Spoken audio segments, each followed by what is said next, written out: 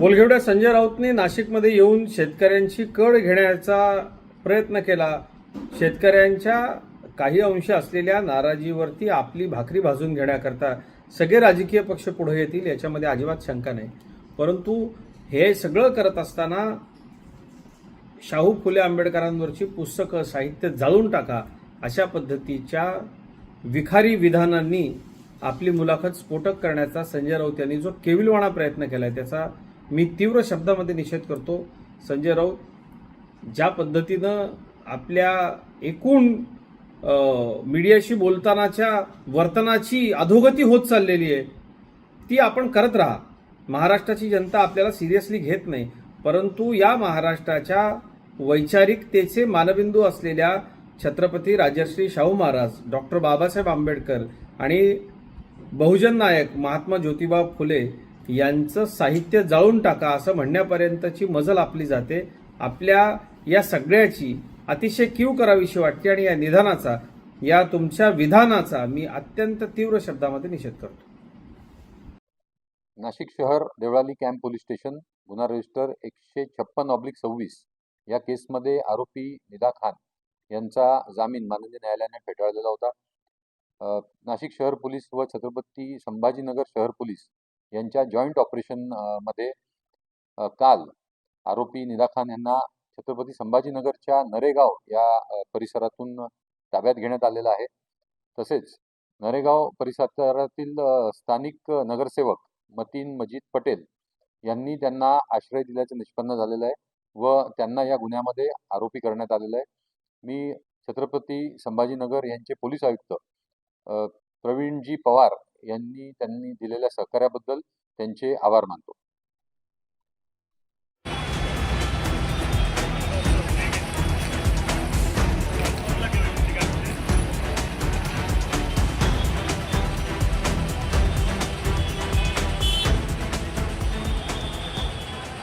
मोकाट आणि भटक्या श्वानांचे निर्बीजीकरण करण्यात येत आहे. तरी सर्व जनतेस आवाहन करण्यात येत आहे की महानगरपालिका कार्यक्षेत्रातील पाळीव श्वानांची नोंदणी करून घ्यावी. नाशिक महानगरपालिका अधिनियमातील कलम 127(2), 194(1), 454, 457(7) आणि 17 यामधील तरतुदीनुसार महानगरपालिका हद्दीत श्वान पाळण्यासाठी कर लागू होतो. त्यानुसार नाशिक महानगरपालिका कार्यक्षेत्रात असलेल्या पाळीव श्वानांची नोंदणी पशुसंवर्धन विभागामार्फत केली जाते. याकरिता नोंदणी प्रक्रियेद्वारे आणि विहित शुल्क भरून श्वानांची नोंदणी आणि नूतनीकरण कामकाज विभागामार्फत करण्यात येते. महानगरपालिका नाशिक द्वारे जनहितार्थ प्रसारित. सर्वसामान्यांच्या हक्काचा आवाज, जागर जनस्थान. शासनाच्या लोककल्याणकारी योजनांचा लाभ तळागाळातील सामान्य जनतेला मिळावा या उदात्त हेतूने राज्यभरात महाराजस्व अभियान राबविले जात आहे. मात्र मनमाड मंडळाच्या वतीने आयोजित करण्यात आलेले हे अभियान केवळ एक फॉर्मॅलिटी आणि प्रशासकीय सोपस्कार पार पाडण्याचा प्रकार ठरल्याची संतापजनक बाब समोर आली आहे. तहसीलदारांकडून ते मंडळ अधिकाऱ्यापर्यंत सर्वांनीच अभियानाचा मूळ उद्देशाला हरताळ फासल्याचा आरोप होत आहे. केवळ शासनाने आदेश दिले म्हणून घाईघाईने हा कार्यक्रम आयोजित करण्यात आला असून या कार्यक्रमाबाबत कोणत्याही प्रकारची जाहिरातबाजी करण्यात आलेली नाहीये.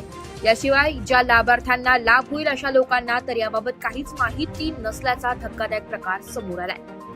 शासकीय नियमानुसार कोणताही अभियानाची गाव पातळीवर दवंडी, सोशल मीडिया आणि वर्तमानपत्रांच्या माध्यमातून व्यापक प्रसिद्धी करणे अनिवार्य आहे, जेणेकरून गरजू लाभार्थ्यांना त्याची माहिती मिळेल.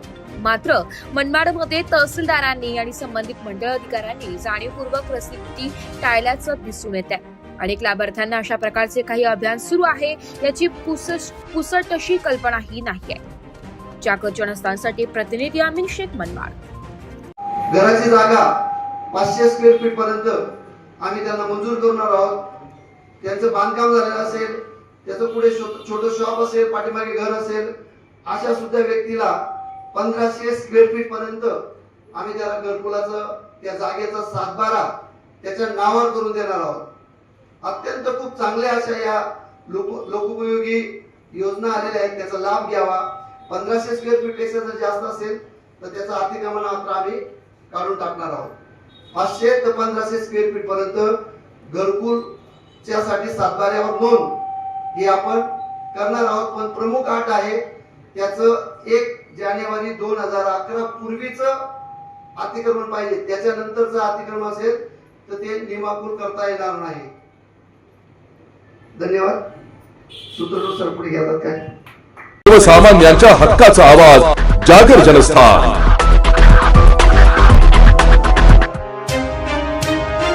धुळ्यातील शिरपूर तालुका पोलिसांनी अवैध मद्य तस्करी विरोधात धडक कारवाई करत तब्बल 44 लाख रुपयांचा मुद्देमाल जप्त केलाय. सेंधवा येथून धुळेकडे राष्ट्रीय महामार्गावर मोठ्या प्रमाणात अवैधरित्या दारूची वाहतूक होत असल्याची गोपनीय माहिती शिरपूर पोलिसांना मिळाली होती. त्यानुसार शिरपूर तालुका पोलिसांनी महामार्गावर सापळा रचून संशयित वाहन अडविले. वाहनांची कसून तपासणी केली असता त्यामध्ये विविध कंपनीचा मोठ्या प्रमाणात अवैध मद्यसाठा आढळून आलाय. पोलिसांनी तात्काळ वाहनासह संपूर्ण मद्यसाठा जप्त केलाय. या कारवाईत दारूचा साठा व वाहन असा एकूण 44,63,000 रुपयांचा मुद्देमाल हस्तगत करण्यात आलाय. संबंधित आरोपी विरुद्ध गुन्हा दाखल करण्यात आला असून मद्य तस्करीच्या साखळीचा तपास सुरू. या कारवाईमुळे अवैध मद्य तस्करांमध्ये मोठी खळबळ माजली. जागर जनस्थानसाठी प्रतिनिधी रूपक बिरारी, धुळे.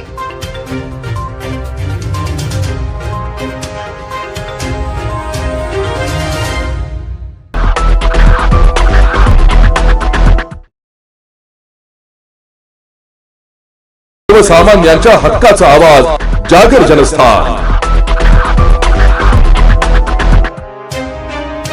गावाच्या सर्वांगीण विकासासाठी राबवण्यात येत असलेल्या माझे गाव आरोग्य संपन्न गाव या विशेष मोहिमेच्या प्रभावी नियोजनासाठी फागडे येथील प्राथमिक आरोग्य उपकेंद्रात नुकतीच एक कार्यशाळा पार पडली. या मोहिमेतून गावाला आरोग्यदृष्ट्या सक्षम आणि पूर्णतः व्यसनमुक्त करण्याचा महत्त्वपूर्ण संकल्प प्रशासनाने केलाय. बालविवाह रोखणे, कायदेशीर गर्भलिंग निदानास आळा घालणे आणि महिला सक्षमीकरणावर या माध्यमातून विशेष भर दिला जाणार आहे. या मोहिमेअंतर्गत जंक फूड टाळून सकस आहाराबाबत जनजागृती करणे, किशोरवयीन मुलींना HPV लसीकरण आणि थॅलेसेमिया सप्ताहाच्या माध्यमातून विवाहपूर्व समुपदेशन केले जाणार आहे. यासोबतच कुष्ठरोग, क्षयरोग, कर्करोग, उच्च रक्तदाब व मधुमेह अशा आजारांच्या नियमित तपासण्यांवरही लक्ष केंद्रित करण्यात आले असून ग्रामस्थांनी आपल्या निरोगी भविष्यासाठी या मोहिमेत सक्रिय सहभाग नोंदवत आरोग्य तपासणीचा लाभ घ्यावा असे आवाहन प्रशासनाकडून करण्यात आले आहे. नमस्कार, मी प्राथमिक आरोग्य केंद्र मुक्ती येथून आरोग्य सहाय्यिका बोलत आहे.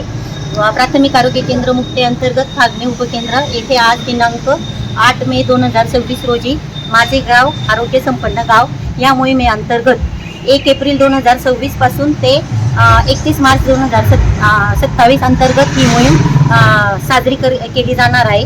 माननीय पालकमंत्री यांनी 25 एप्रिल रोजी या मोहिमेचे जिल्ह्याला उद्घाटन केले. तर आज आपण त्या विषयाबद्दल कार्यशाळा केली. कार्यशाळेला ग्रामपंचायतचे माननीय सरपंच साहेब, उपसरपंच व सदस्य उपस्थित होते. तसेच ग्रामसेवक व आशा कार्यकर्ती व अंगणवाडी कार्यकर्ती तसंच आमच्या आरोग्य विभागातील सर्व कर्मचारी हजर होते.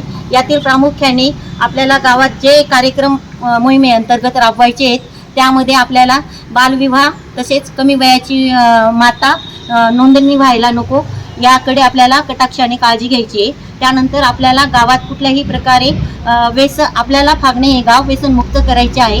त्यानंतर कुठल्याही प्रकारे आपल्या गावात लिंग निदान होणार नाही याकडे सुद्धा आपल्याला जास्त प्रामुख्याने काळजी घ्यायची आहे. त्यानंतर आपल्या गावात कुठल्याही प्रकारे आहार जो आहे तो पौष्टिकच आहार आपल्या गावातील म्हणजे कुठलेही कुरकुरे वेपर्स हे आपल्या गावात विकले जाणार नाही किंवा असल्या प्रकारचे कुठलेही खाद्यपदार्थ आपल्या गावात खाल्ले जाणार नाही याकडे सुद्धा आपल्याला प्रामुख्याने लक्ष द्यायचं आहे. त्यानंतर आपल्या गावातील हरित क्रांती असो किंवा गावातील कुठलेही आरोग्यास संबंधित समस्या असतील तर त्या प्रामुख्याने आपल्याला त्याकडे लक्ष द्यायचं आहे. सिकल सेल, थॅलेसिमिया या आजारांवर पण जास्तीत जास्त प्रतिबंध करण्यासाठी जास्तीत जास्त तपासणी करायची आहे. त्यानंतर HPV लसीकरणाअंतर्गत 8 मार्च 2026 पासून आपल्या महाराष्ट्र राज्यात HPV लसीकरण सुरू करण्यात आले. त्यामध्ये प्रामुख्याने 14 वर्ष वय पूर्ण झालेल्या सर्व मुलींना आपल्या प्राथमिक आरोग्य केंद्र मुक्ती येथे सर्वायकल गर्भाशय मुखाचा कॅन्सर होऊ नये याकरता प्रतिबंध म्हणून HPV लसीकरण करण्यात येत आहे. आणि ज्या मुलींचं वय 14 वर्ष पूर्ण झाले आणि 15 वर्ष बाकी अशा सर्व मुलींना आपण HPV लसीकरण हे देत आहोत. तर ही लस ही प्राथमिक आरोग्य केंद्रात विनामूल्य आहे व प्रायव्हेटला जर ही लस घ्यायला गेले तर 4,500 रुपये एका डोसचे द्यावे लागतात. तरी जास्तीत जास्त मुलींनी व पालकांनी प्राथमिक आरोग्य केंद्र येथे आपल्या पाल्यांना आणून हे वॅक्सिनेशन घ्यावे ही मी नम्र विनंती करते. धन्यवाद. जागर जनस्थानसाठी प्रतिनिधी रूपक बिरारी धुळे.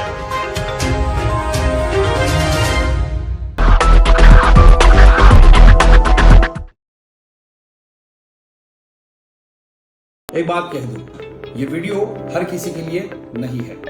अगर आप सोचते हैं कि आप YouTube देखकर ट्रेडिंग सीख जाएंगे तो ऑनेस्टली ये वीडियो आपके लिए नहीं है. ट्रेडिंग सिर्फ एक बाय सेल का गेम नहीं है. यहाँ पर चाहिए डिसिप्लिन, रियल नॉलेज और पेशेंस. आपको नॉलेज रील्स से नहीं ट्रेनिंग से मिलता है और हम उन्हीं के लिए हैं जो ट्रेडिंग सीखना चाहते हैं. प्राइस, एक्शन इंडिकेटर और इमोशन कंट्रोल हम आपको सिखाना चाहते हैं. हमारी ट्रेनिंग शुरू होती है सिर्फ 5,000 से. ऑफलाइन और ऑनलाइन दोनों ऑप्शंस में आप ट्रेडिंग सीख सकते हैं.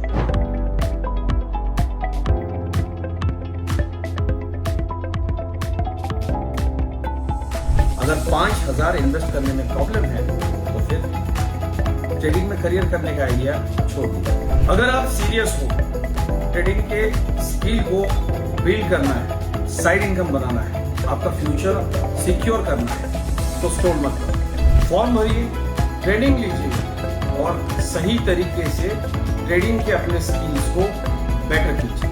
और स्क्रॉल करने वालों का क्या है, वो तो शॉर्टकट ढूंढ ही लेंगे. मार्केट उनका भी ख्याल रख लेंगे. सर्वसामान्यांच्या हक्काचा आवाज जागर जनस्थान. सुनसगाव येथे बंद घर फोडून तांबे, पितळ, काचेची भांडी तसेच 2 लोखंडी खाटा चोरीस गेल्याची घटना उघडकीस आली असून या प्रकरणी भुसावळ तालुका पोलीस स्टेशन येथे गुन्हा दाखल करण्यात आलाय.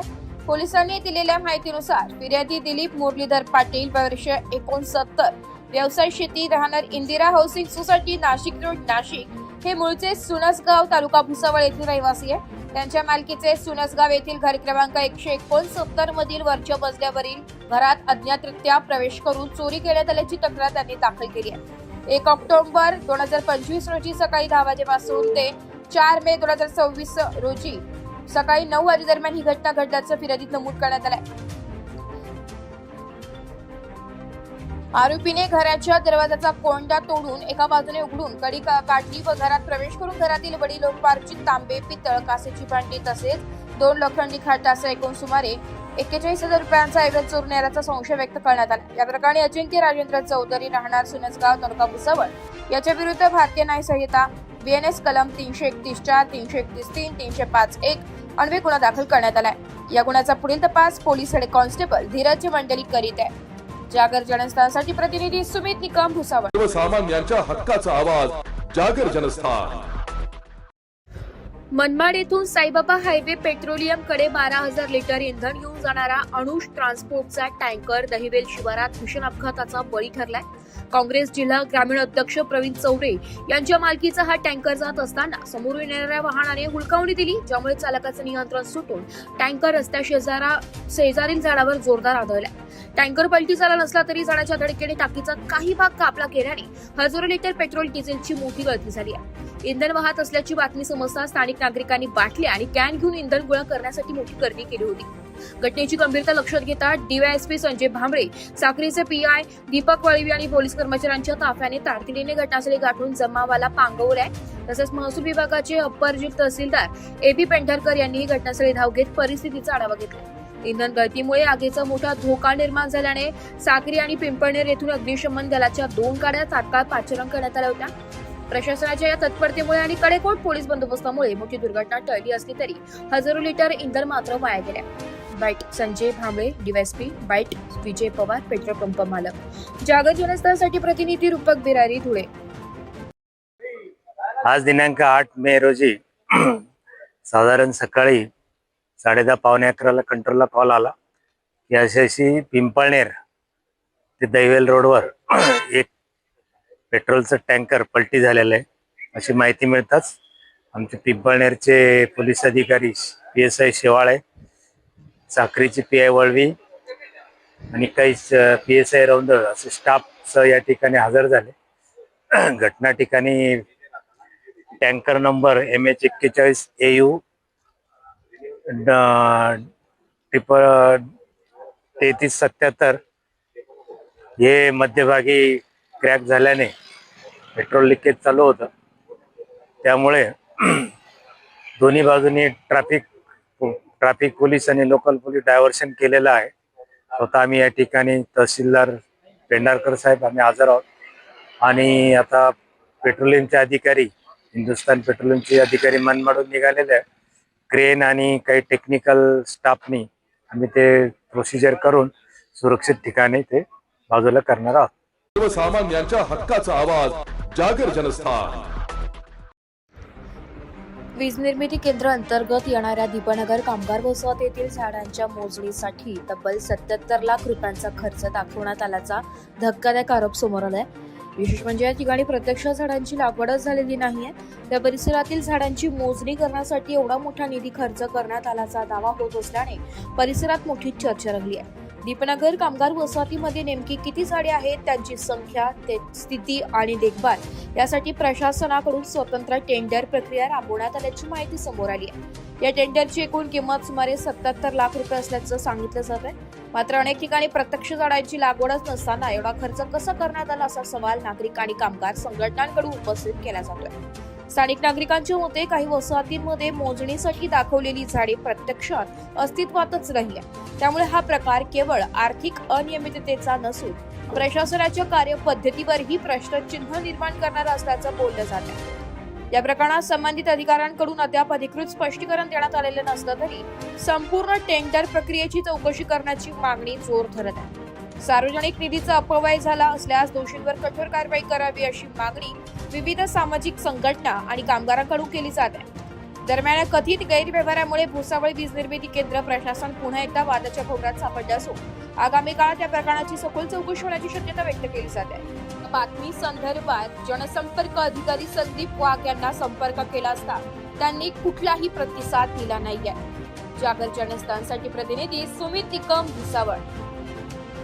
मोकाट आणि भटक्या श्वानांचे निर्बीजीकरण करण्यात येत आहे. तरी सर्व जनतेस आवाहन करण्यात येत आहे की महानगरपालिका कार्यक्षेत्रातील पाळीव श्वानांची नोंदणी करून घ्यावी. नाशिक महानगरपालिका अधिनियमातील कलम 127(2), 194(1), 454, 457(7) आणि 17 यामधील तरतुदीनुसार महानगरपालिका हद्दीत श्वान पाळण्यासाठी कर लागू होतो. त्यानुसार नाशिक महानगरपालिका कार्यक्षेत्रात असलेल्या पाळीव श्वानांची नोंदणी पशुसंवर्धन विभागामार्फत केली जाते. याकरिता नोंदणी प्रक्रियेद्वारे आणि विहित शुल्क भरून श्वानांची नोंदणी आणि नूतनीकरण कामकाज विभागामार्फत करण्यात येते. महानगरपालिका नाशिक द्वारे जनहितार्थ प्रसारित. सर्वसामान्यांच्या हक्काचा आवाज जागर जनस्थान. दीपनगर वीज निर्मिती केंद्राच्या 210 मेगावॅट प्रकल्पाच्या फेकरी गेट समोर निळे निशाण कामगार संघटनेचे ASP एंटरप्राइजेस या कंपनीविरोधात गेल्या 3 दिवसांपासून ठिय्या आंदोलन सुरू आहे. प्रशासनाने अद्याप ही दखल न घेतल्यास 9 मे रोजीपासून ठिय्या आंदोलनाचे रूपांतर अमर उपोषणात करण्यात येईल असे आवाहन निळे निशाण संघटनेचे अध्यक्ष व संस्थापक आनंद बाविस्कर यांनी बोलताना सांगितलंय. जागर जनस्थानसाठी प्रतिनिधी सुमित निकम, भुसावळ. औष्णिक विद्युत केंद्र दीपनगर भुसावळ येथे गेल्या 3 दिवसापासून निळे निशाण कामगार संघाच्या वतीने SP एंटरप्राइजेस या कंपनीने केलेल्या भ्रष्टाचाराच्या निषेधार्थ हे आंदोलन करण्यात आलेले आहे.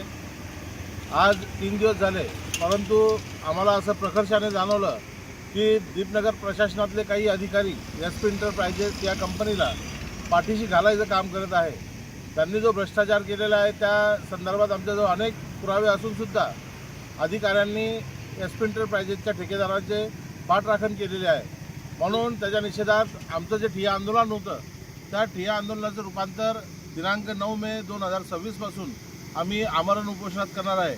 आणि मी स्वतः उद्यापासून अन्न पाण्याचा त्याग करून जोपर्यंत कामगारांना न्याय मिळत नाही, SP एंटरप्राइजेस या कंपनीवर फौजदारी स्वरूपाचे गुन्हे दाखल होत नाही, जे भ्रष्ट अधिकारी आहेत, जे भ्रष्टाचारात सामील झालेले आहेत त्या अधिकाऱ्यांवर निलंबनाची कारवाई होत नाही, तोपर्यंत मी अन्न पाणी स्वीकारणार नाही. तरी मी आमच्या जिल्ह्याचे जिल्हाधिकारी घुगे साहेब तसेच जिल्हा पोलीस अधीक्षक हिवरे साहेब यांना विनंती करेन की त्यांनी या विषयाकडे गांभीर्याने लक्ष देऊन तात्काळ या संबंधितांवर कारवाई करावी आणि सर्व कामगारांना न्याय द्यावा. एवढंच बोलतो आणि थांबतो. जय भीम, जय कांशीराम, जय निशाण. सर्वसामान्यांच्या हक्काचा आवाज जागर जनस्थान. धुळे शहरासह संपूर्ण जिल्ह्यात सध्या उन्हाचा तडाखा वाढल्याने जलप्रकल्पांमधील पाणी साठा चिंताजनक पातळीवर पोहोचलाय. तीव्र उष्णतेमुळे बाष्पीभवन वाढल्याने जिल्ह्यातील विविध भागात पाणी टंचाईच्या झळा तीव्र झाल्या असून विशेषतः धुळे तालुक्यातील लळिंग आणि दिवाण मळा परिसरात परिस्थिती गंभीर बनली आहे.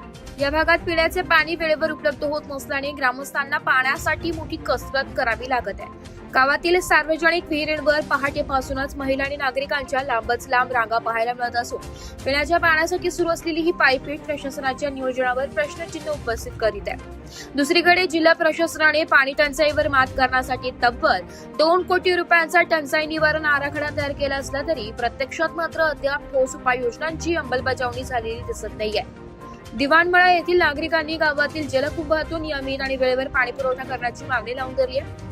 कडाक्याच्या उन्हात पाणीसाठी होणारी ही भटकंती थांबवून प्रशासनाने तात्काळ टँकर किंवा पर्यायी व्यवस्था करावी अशी आर्त हा ग्रामस्थांकडून दिली जात आहे. टंचाई आराखड्यातील निधीचा वापर करून रखडलेल्या पाणी पुरवठा योजनांना गती देण्याची गरज आता स्थानिक पातळीवर व्यक्त होत आहे. जागर जनस्थानसाठी प्रतिनिधी रूपक बिरारी, धुळे. रुग्ण नागापूर आहे. मी दिवाणमळात राहणारा एक मुलगा आहे. मी इथं काही वर्षापासून इथं म्हणजे अजूनपर्यंत पाणी आलेलं नाही पिण्यासाठी. काही म्हणजे बाप दादापासून पाणी नाही येत इथं. तर इथं नळाला पाणी फक्त 3 दिवस आड येतं, ते पण पूर्ण येत नाही. तर इथली 5-5 4-4 अंडे देतात पाणी. आता उन्हाळा आहे तर उन्हाळ्यात खूपच टंचाई भासते. त्याच्यामुळं आम्ही पिण्यासाठी पाणी येत नाही. त्याच्यामुळं आम्ही एक गावातल्या एक शेतामध्ये एक विहीर आहे, तिथे पाणी भरायला येतो पिण्यासाठी. सर्वसामान्यांच्या हक्काचा आवाज जागर जनस्थान. खरीप हंगामाच्या पार्श्वभूमीवर जिल्ह्याचे पालकमंत्री तथा राज्याचे पणन व राज्य शिष्टाचार मंत्री जयकुमार रावल यांच्या प्रमुख उपस्थितीत जिल्हाधिकारी कार्यालयात आज खरीप हंगामाची आढावा बैठक पार पडली आहे. या बैठकीच्या पार्श्वभूमीवर जिल्ह्यातील सर्व तालुक्यातील कृषी अधिकाऱ्यांना खरीप हंगामाच्या पार्श्वभूमीवर शेतकऱ्यांना अधिक प्रोत्साहन देण्याच्या सूचना देण्यात आल्या. तसेच रासायनिक खतामुळे कर्करोगाचे वाढते प्रमाण ही अत्यंत गंभीर बाब असून विषारी औषधांचा वापर होत असल्यास कठोर कारवाई करण्याच्या सूचना देखील पालकमंत्री जयकुमार रावल यांनी या बैठकीत यावेळी दिल्या. जिल्ह्यातील 5 वीर पत्नींना त्यांच्या जमिनीचा मोबदला मिळाला नसल्याची तक्रार पालकमंत्री जयकुमार रावल यांच्याकडे प्राप्त झाल्या होत्या.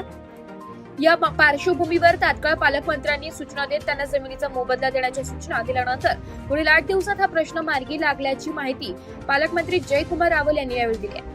जागर जनस्थानसाठी प्रतिनिधी रूपक बिरारी, धुळे. धुळे जिल्ह्याच्या खरीप हंगामाची बैठक घेण्यात आली. या बैठकीमध्ये आम्ही प्रयत्न केला की पूर्ण जी प्रणाली, पूर्ण जी साखळी त्याच्यामध्ये पत पुरवठा असेल, त्याच्यामध्ये बियाण्याची व्यवस्था असेल, खत व्यवस्थापन असेल, त्याच्यानंतर शेतकऱ्यांना मार्गदर्शन असेल, पाण्याचं नियोजन असेल, ऊर्जाच्या संदर्भातलं नियोजन असेल, सोलारच्या संदर्भातलं नियोजन असेल, या सगळ्या विषयांवर सखोल अशी चर्चा झाली.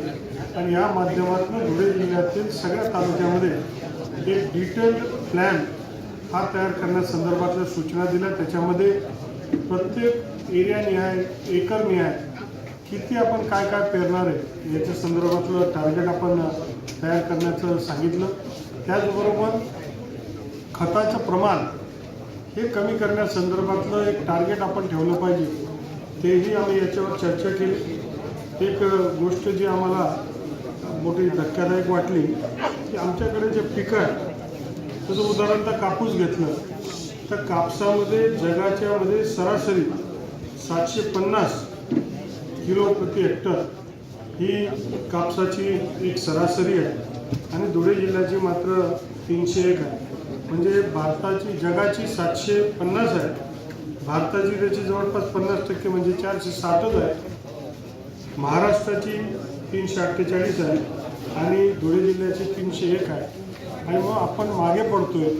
जोपर्यंत सरासरी उत्पादकता आपली वाढणार नाही तोपर्यंत जगाशी स्पर्धा आपण करू शकणार नाही.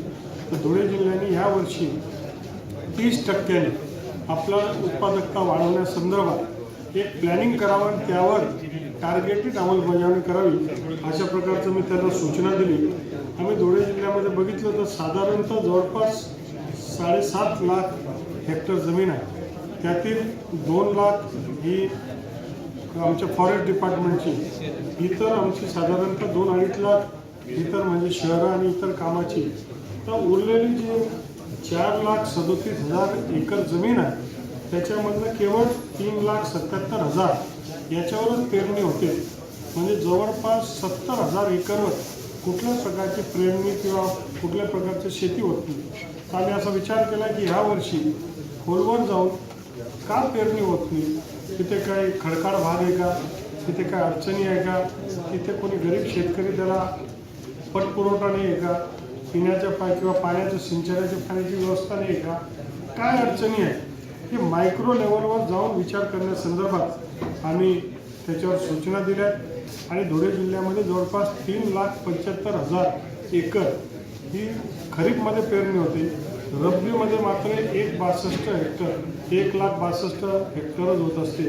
म्हणजे जवळपास खरीप आणि रब्बीमध्ये 2 लाख हेक्टरवर पेरणी होत नाही. तर ती एक फार मोठं नुकसान हे देशाचं, राज्याच्या आणि जिल्ह्याच्या शेतकऱ्यांचं होत असतं. त्याचे कारणं काय, त्याचे कारण मीमांसा काढून त्याच्यावर अभ्यासपूर्वक आपण त्याच्या माध्यमातून मार्ग काढला पाहिजे असं कृषी विभागाला सूचना पण दिली.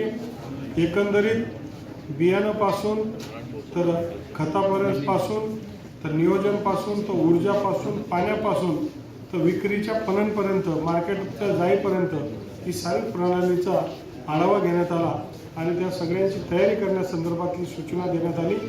या मे महिन्याच्या अखेरपर्यंत एक डिटेल्ड प्लॅन याच्या माध्यमातून तयार होईल आणि टार्गेटेड पद्धतीने धुळे जिल्हा हा कृषी क्षेत्रामध्ये पुढे जाण्याचा प्रयत्न करतोय. आमच्या बैठकीला आमदार गावितताई, खासदार बच्चावताई असे सगळे लोकप्रतिनिधी होते आणि या माध्यमातून धुळे जिल्ह्याची अर्थव्यवस्था जर वाढवायची असेल तर शेतकऱ्याची आमदनी वाढली पाहिजे, त्याच्यामधून त्याची सरासरी यील्ड वाढली पाहिजे. या संदर्भातल्या उपाययोजनासंदर्भात टार्गेटेड काम करण्यासंदर्भात आजच्या बैठकीमध्ये ठरवण्यात आलं. आणि एक बात कह दूं, ये वीडियो हर किसी के लिए नहीं है. अगर आप सोचते हैं कि आप YouTube देखकर ट्रेडिंग सीख जाएंगे तो ऑनेस्टली ये वीडियो आपके लिए नहीं है. ट्रेडिंग सिर्फ एक बाय सेल का गेम नहीं है. यहाँ पर चाहिए डिसिप्लिन, रियल नॉलेज और पेशेंस. आपको नॉलेज रील्स से नहीं ट्रेनिंग से मिलता है और हम उन्हीं के लिए हैं जो ट्रेडिंग सीखना चाहते हैं. प्राइस, एक्शन इंडिकेटर और इमोशन कंट्रोल हम आपको सिखाना चाहते हैं.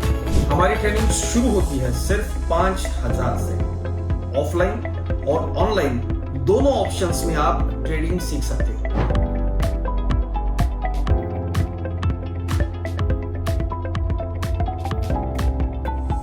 अगर 5,000 इन्वेस्ट करने में प्रॉब्लम है तो फिर ट्रेडिंग में करियर करने का आइडिया छोड़ दीजिए. अगर आप सीरियस हो, ट्रेडिंग के स्किल को बिल्ड करना है, साइड इनकम बनाना है, आपका फ्यूचर सिक्योर करना है तो स्क्रॉल मत करो. फॉर्म भरिए, ट्रेनिंग लीजिए और सही तरीके से ट्रेडिंग के अपने स्किल्स को बेटर कीजिए. और स्क्रॉल करने वालों का क्या है, वो तो शॉर्टकट ढूंढ ही लेंगे. मार्केट उनका भी ख्याल